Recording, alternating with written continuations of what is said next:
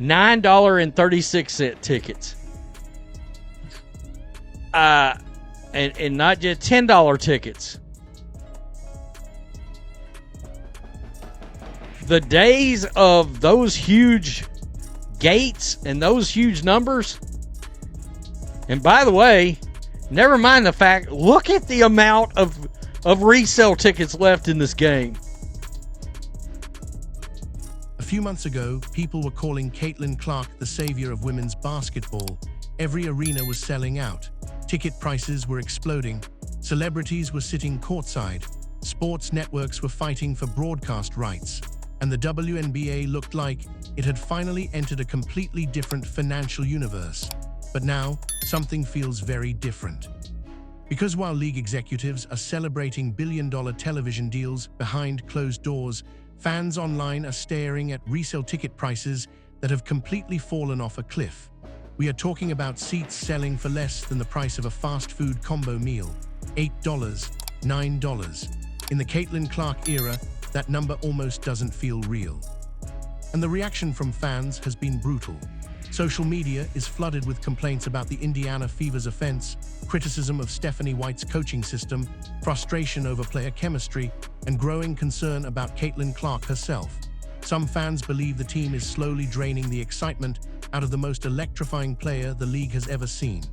Others think the panic is completely overblown, and that this is just part of the growing pains that come with massive expectations. But when arenas start covering sections with tarps, when resale markets become flooded with unsold seats, and when fans openly admit they no longer enjoy watching the product on the floor, people start asking dangerous questions. Is this simply an early season slump, or is the WNBA facing the first major backlash of the Caitlin Clark era? Because what's happening right now may be much bigger than basketball. The moment fans saw Indiana Fever resale tickets dropping below $10, the conversation instantly changed. This was supposed to be the unstoppable rise of the WNBA. Caitlin Clark had already shattered television ratings, broken merchandise records, and turned regular season games into celebrity events. During her rookie season, people were paying hundreds just for the chance to sit in the upper deck. Entire arenas were packed hours before tip-off. So seeing tickets suddenly flood the resale market for the price of a coffee sent fans into complete disbelief. And it wasn't just one random game in a small market either. The concern exploded after Indiana's matchup against the Los Angeles Sparks.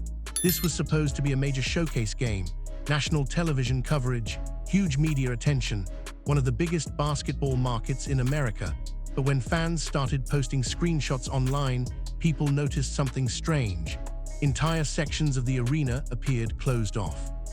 Reports claimed parts of the upper level were never even opened because demand wasn't high enough.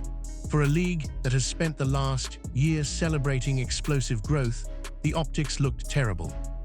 That's when the online debate became impossible to ignore.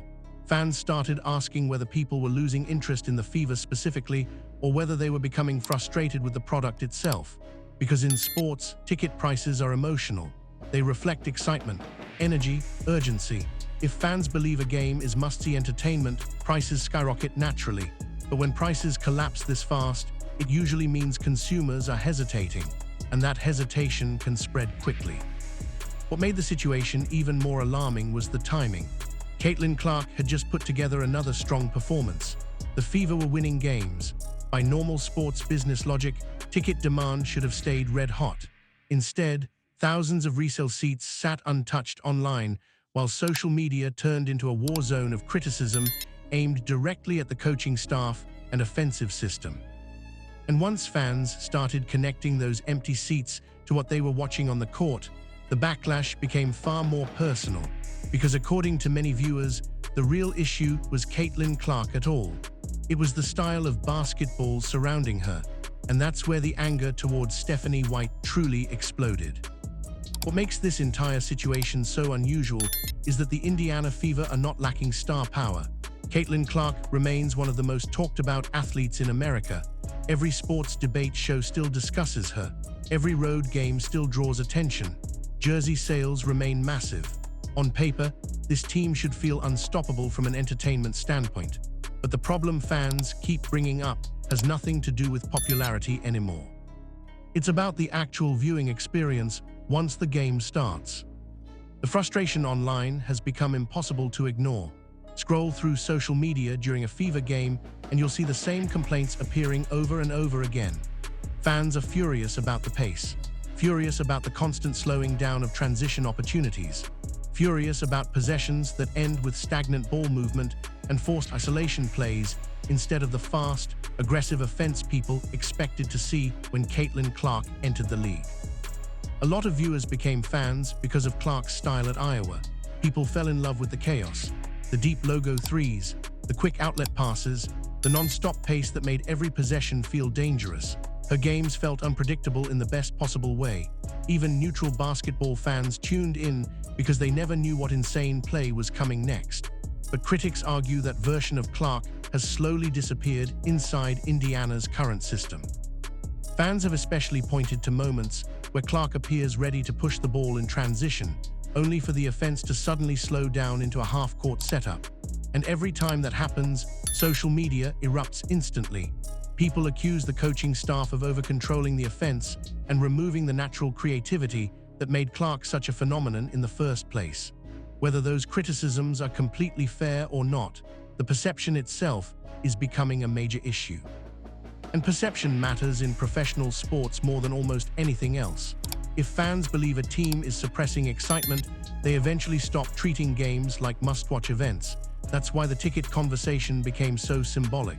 To many fans, those cheap resale prices weren't just about attendance. They represented disappointment, a growing feeling that the Fever are failing to maximize the biggest superstar the league has ever had. But while fans have criticized the overall offense, most of the anger eventually circles back to one specific person. Because in the eyes of many viewers, Stephanie White has become the face of everything holding this team back.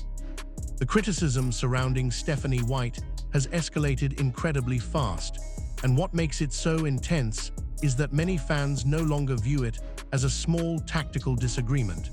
They believe the entire identity of the team is clashing with Caitlin Clark's strengths. Every Fever game now feels like two completely different philosophies battling each other in real time. One side wants controlled half-court execution. The other wants speed, freedom, and chaos. And according to frustrated fans online, Clark keeps getting trapped somewhere in the middle. What people keep pointing to is how different Clark looks compared to her college dominance. At Iowa, she constantly played downhill. The offense moved rapidly. Defenses were forced into panic mode because possessions developed before teams could get set. Clark thrived in that environment because her creativity became impossible to predict. Defenders couldn't relax for even a second.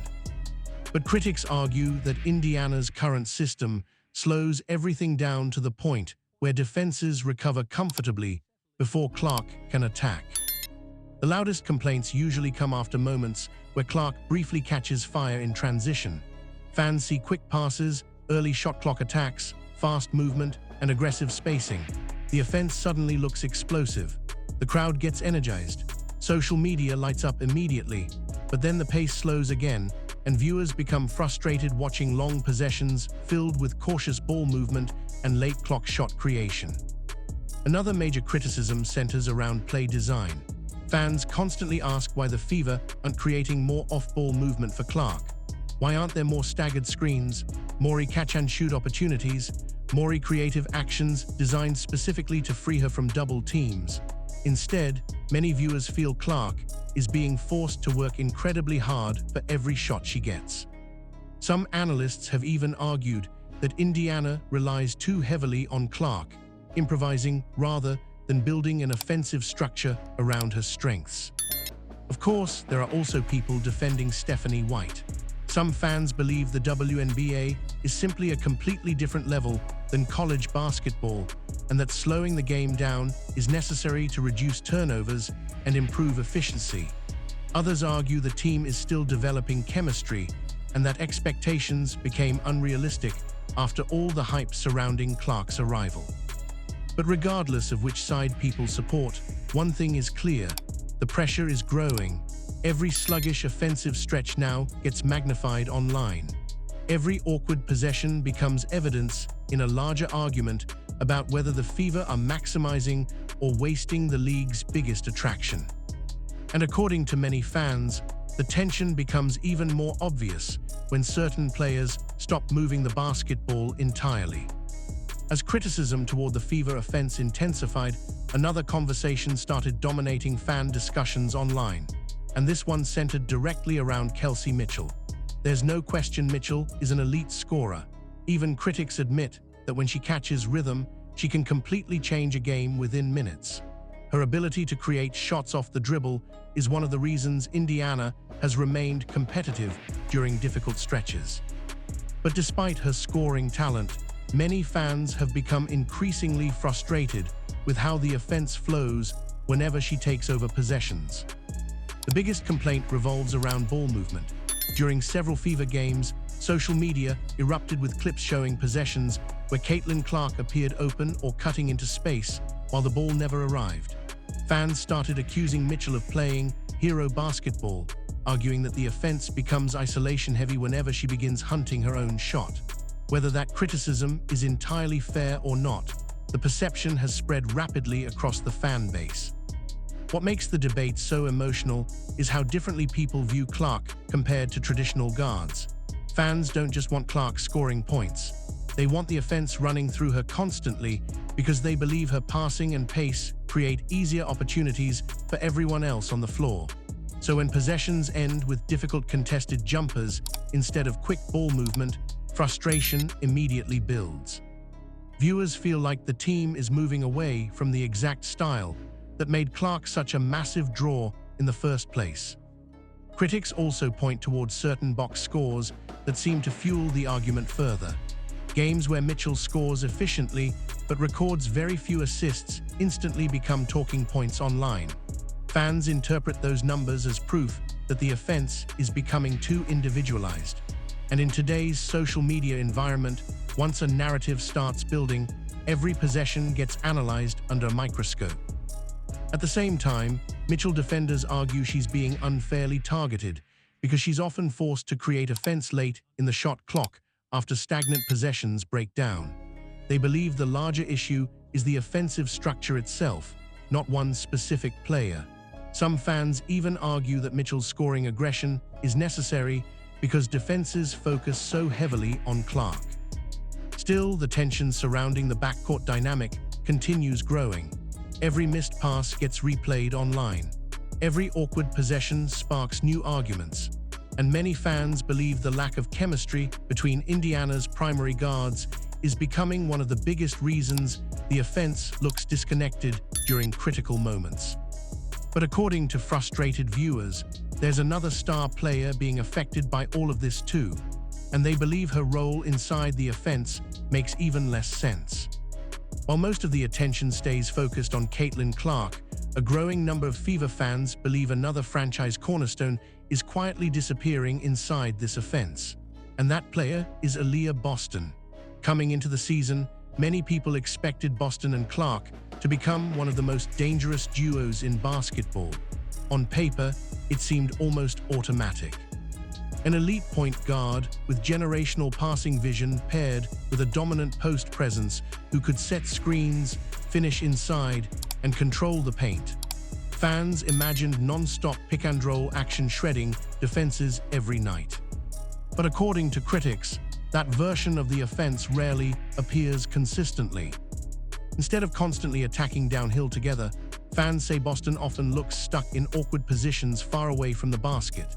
Social media has become filled with complaints about her setting high screens near the perimeter only to fade into passive offensive possessions afterward.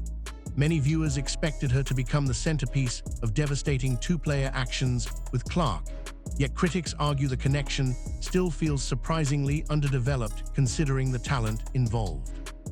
That frustration exploded after several games where Boston struggled to make a major offensive impact early. Fans began posting clips asking why the Fever weren't feeding her easier looks inside. Others questioned why Indiana wasn't forcing defenses into difficult decisions by repeatedly running Clark-Boston pick-and-roll sets. In modern basketball, elite guard and big chemistry can completely transform an offense. Fever fans believed they were about to watch one of the league's most unstoppable combinations. Instead, many feel like they're only seeing flashes of what could exist. Some supporters even argue Boston's confidence appears affected by the inconsistency. There are stretches where she looks dominant physically, controlling rebounds and defending aggressively. Then there are possessions where she almost disappears offensively for long periods. Critics blame the system for failing to keep her involved rhythmically throughout games. Of course, not everyone agrees with the outrage. Some analysts believe Boston is still adjusting to playing alongside a high-usage superstar like Clark. Others point out that chemistry between guards and centers often takes time to develop naturally, especially under massive public pressure. And to be fair, there have been moments where the Clark-Boston connection has looked dangerous. The problem is fans expected those moments to become the identity of the franchise by now. Instead, many viewers feel they're watching an offense still searching for itself despite having multiple stars on the floor. And as disappointing as that has been for fans, there's another conversation becoming even more concerning. Because lately, people aren't just questioning the system anymore. They're questioning whether Caitlin Clark is physically okay at all. For the first time in years, fans are watching Caitlin Clark struggle with something that used to feel automatic, her outside shot, and the reaction has been intense. Every missed three-pointer now becomes a trending topic online. Every flat-looking jumper sparks another wave of concern, because this isn't just any shooter suddenly going cold. This is one of the most dangerous long-range scorers basketball has ever seen, and many fans believe something looks noticeably different. The biggest concern isn't simply the misses themselves. It's the way the shots look coming out of her hands. Viewers have pointed out that many of Clark's attempts appear flatter than usual, lacking the effortless lift fans became used to during her college career. Some critics argue she looks physically exhausted, carrying the constant pressure surrounding the franchise. Others believe there could be lingering lower body discomfort affecting her mechanics. That's where the speculation surrounding past injuries and hard fouls has started resurfacing online. In particular, many fans continue discussing the controversial Marina Mabrey collision from last season that sent Clark crashing hard onto the court. To be clear, there is no confirmed evidence linking that moment to her current shooting struggles. But rumors and fan theories have exploded across social media, with some people wondering whether lingering hip, groin, or back discomfort could still be impacting her movement. Sports commentators have also discussed how lower body issues can dramatically affect shooting consistency. Basketball shots generate power from the legs first, especially from deep range. When something feels even slightly off mechanically, it can disrupt timing, balance, and lift. That's why some fans believe Clark's current shooting slump may involve more than simple confidence issues. What makes this conversation even more fascinating is that Clark continues producing strong numbers despite all the criticism. Even during games where her outside shot struggles, she still finds ways to impact the floor through passing, transition offense, and shot creation. That's part of why fans remain so emotionally invested. Many believe they're watching a superstar trying to carry enormous expectations while operating far below her physical peak. But the longer the shooting struggles continue, the louder the speculation becomes. Fans start slowing down clips frame by frame. Analysts begin debating mechanics. Every awkward movement gets analyzed endlessly online. And suddenly, what started as a basketball discussion evolves into something much larger about pressure, fatigue, and the impossible expectations surrounding the biggest star the league has ever seen. And that pressure may now be creating a much bigger problem for the WNBA itself. What's happening with the Indiana Fever right now has started a much larger conversation around the entire WNBA, because for over a year, the league has experienced levels of attention it had never seen before. Television ratings exploded, celebrity appearances increased, social media engagement went through the roof. Entire debates shows suddenly treated women's basketball like a major daily headline, and at the center of all of it was Caitlin Clark.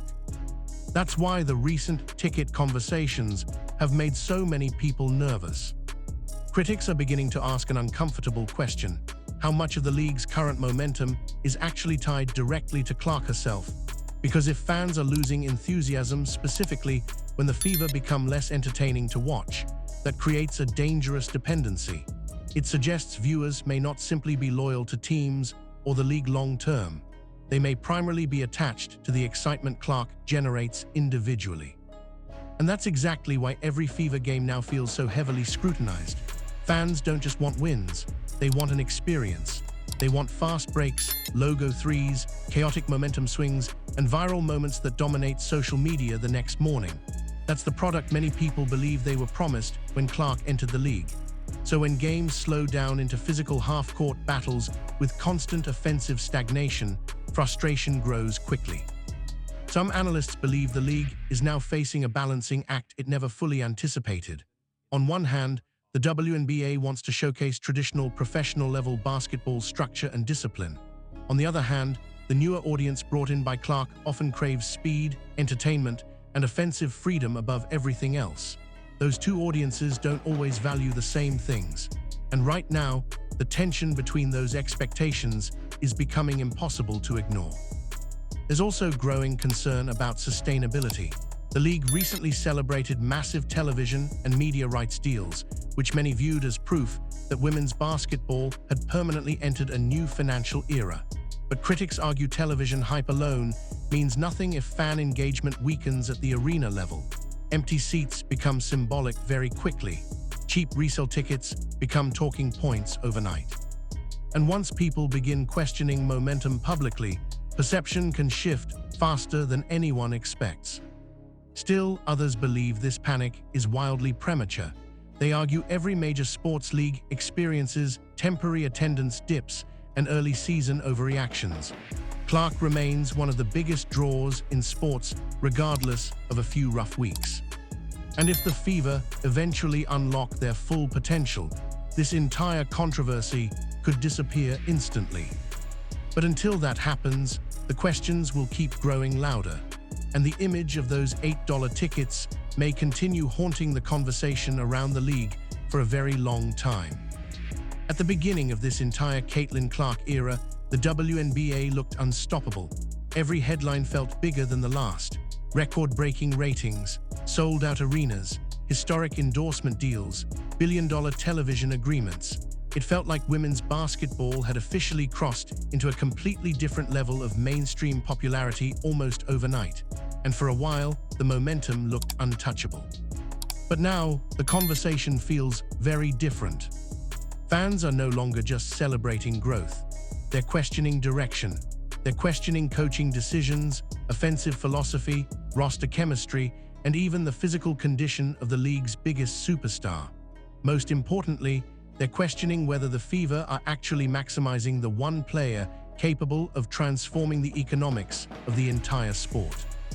That's why those cheap ticket prices became such a massive story. To some people, they're just meaningless early season resale numbers being blown out of proportion online. But to others, they represent something much deeper, a warning sign that excitement can disappear faster than anyone expected if the product on the floor stops feeling special. And the pressure surrounding Indiana keeps getting heavier every single game. Every offensive drought becomes another viral debate. Every awkward possession fuels more criticism. Every Caitlin Clark shooting slump sparks another wave of speculation. The Fever aren't just playing basketball anymore. They've become the center of one of the most emotionally charged conversations in sports. What makes this situation so fascinating is that the talent is obviously there. Clark still flashes superstar brilliance even during difficult stretches. Aaliyah Boston still looks capable of dominating games. Kelsey Mitchell can still erupt offensively at any moment. That's why fans remain so frustrated.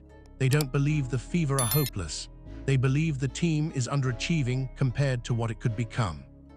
And maybe that's the real reason the backlash has grown so intense. Expectations changed everything. Caitlin Clark didn't just arrive with hype. She arrived with the weight of an entire league's future attached to her name. Fair or unfair, people now view Indiana as the centerpiece of the WNBA's next era. So when the games feel disappointing, the reaction becomes enormous instantly. Now the only question is whether this is just temporary turbulence or the first real crack in the foundation of the Caitlin Clark boom, because fans have already started speaking with their wallets. And if the Fever can't recapture the excitement that made them must-watch television, those conversations are only going to get louder from here.